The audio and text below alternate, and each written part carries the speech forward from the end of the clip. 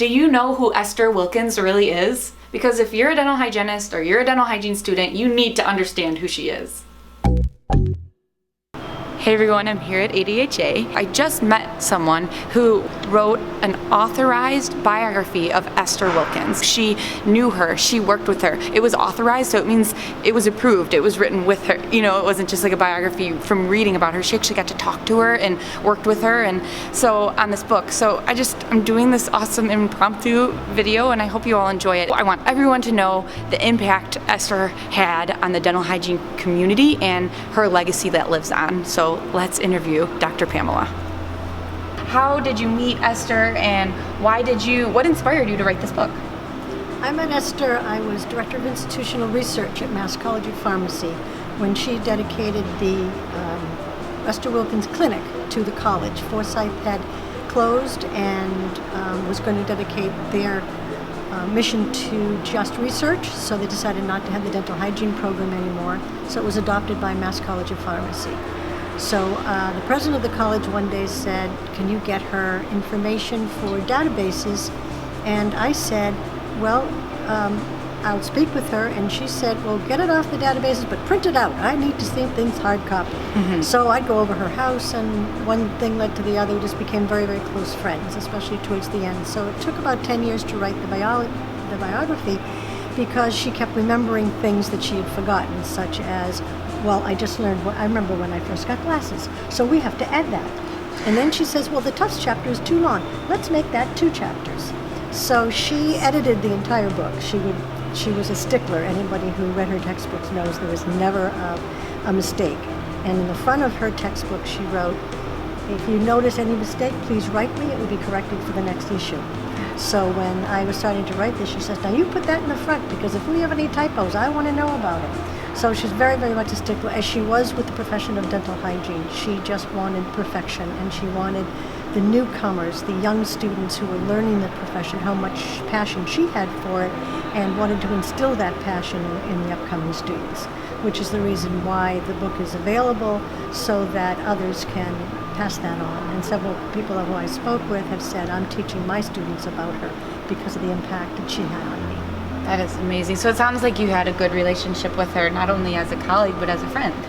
Very much a friend. In fact, in the last 5 years, about when she was going into the nursing home, her niece asked me to come out every day after college and run over to her, help her with her meds, and pick them up at CVS, and just be a companion to her. At the same time, we continued to speak about the bio, but I didn't do it formally. I just jotted things down, and then she would correct me, even though she said that originally.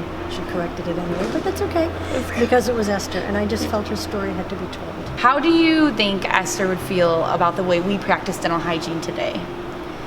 Esther was progressive.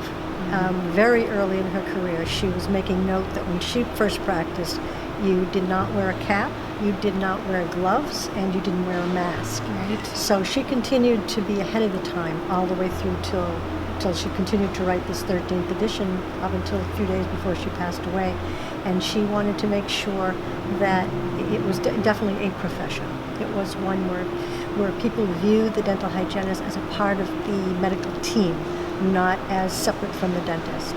In fact, her very first position as a dental hygienist was with Dr. Willis in Manchester by the Sea, Mass, and she loved him because he considered her a team member way before that was considered proper practice. In fact, today she still was upset that some dentists still consider that the dental hygienist doesn't have the skills, such as to give anesthesia, and now that is coming about, so she would be absolutely thrilled.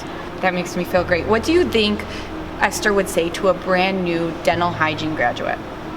She would say, be professional, stay up to date with the research, respect the patient, get to learn the person behind the teeth, was one of her famous sayings.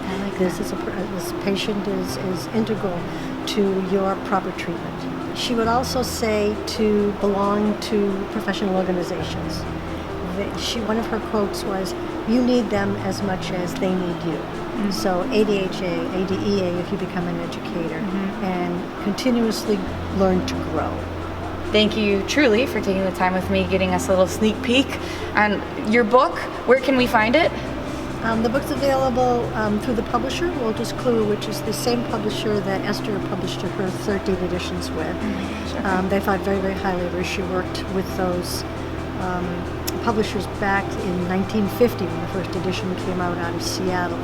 And it's available on Amazon also, and we'll provide the link for that. And thank you for letting me tell her story. Her legacy should continue through the practice of dental hygienists. I agree, and we will put the link below in the bottom bar so you can read this book. I'm so excited to read it. She was here doing signings today, and if you want an autograph from Doctor herself here, will we give an email or how? Yes, we can just put an email, and I will mail personally to the person who purchased the book their name and a signed autograph plate. It's really great. So we'll put all that in the bottom bar. Thank you so much for being here. Do you want to say something fun with me that I do at the end of each video? I say peace, love, and teeth. That sounds good. Okay. Okay, ready? Thank you all for watching. Peace, love, and teeth.